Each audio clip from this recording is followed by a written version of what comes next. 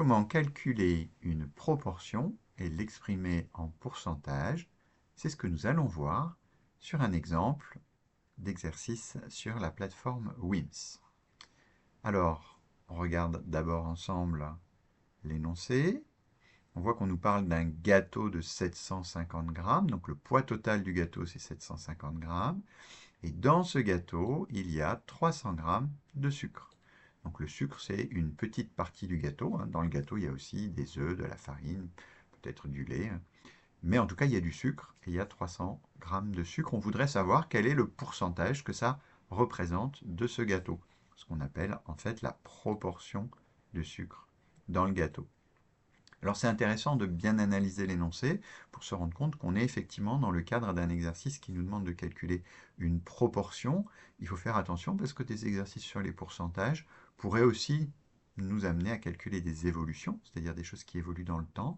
Ici, ce n'est pas du tout le cas. Ici, c'est bien, j'ai un gâteau qui est un gros ensemble, et à l'intérieur de ce gâteau, il y a une petite partie qui est le sucre, et on nous demande quel est le pourcentage que ça représente, quelle est la proportion que ça représente.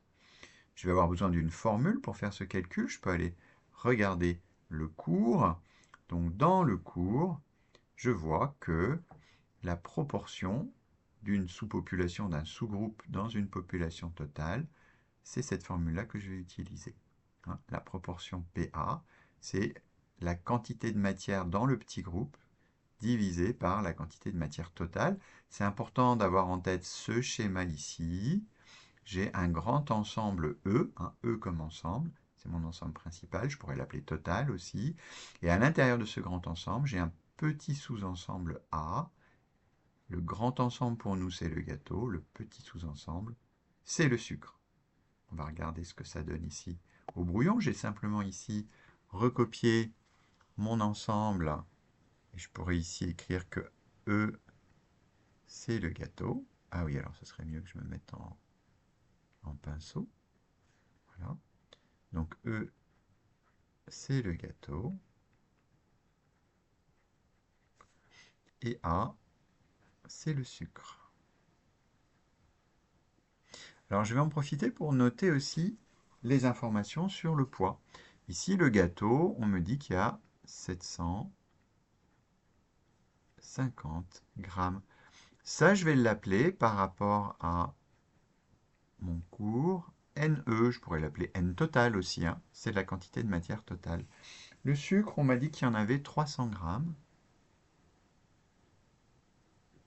Et ça, c'est ce que j'ai appelé NA, la quantité de matière de mon sous-groupe. Alors j'aurais pu appeler mon sous-groupe S et l'appeler NS, S comme sucre, mais j'ai préféré garder les notations du cours en utilisant la lettre A, première lettre de l'alphabet, pour parler de ce petit sous-ensemble. Il faut maintenant que je réutilise la formule. Je réécris la formule et je vais tout simplement remplacer NA et NE par leur valeur. On m'a dit que NA valait 300 grammes. Donc j'ai ici 300. Et NE vaut 750 grammes. Donc la proportion vaut 300 divisé par 750. Alors je peux essayer de faire ce calcul de tête. Je peux aussi poser la division. Je peux utiliser la calculatrice. Et là, je trouve 0,4. Et 0,4, ce n'est pas exprimé en pourcentage. 0,4, c'est la proportion exprimée en nombre décimal. Mais 0,4, je peux le transformer en pourcentage si je veux. Je sais que 0,4, c'est la même chose que 40 divisé par 100. Si je prends 40 et que je le divise par 100, ça fait bien 0,4. Et 40 divisé par 100, ça peut s'écrire. Alors, je ne sais pas pourquoi j'ai plus mon crayon. Alors, voilà, d'accord. 40%. D'accord? 40 divisé par 100, ça s'écrit 40%.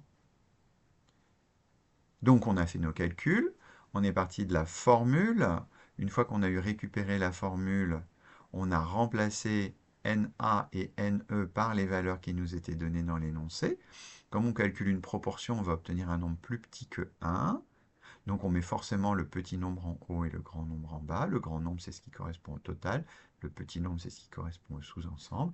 On fait le calcul, par exemple, à la calculatrice, on trouve un nombre décimal, ici 0,4, et je vais le transformer en pourcentage, ici 40%. Bon, c'est mal écrit parce que mon stylet n'a pas bien fonctionné, mais c'est bien 40% que j'ai voulu écrire ici.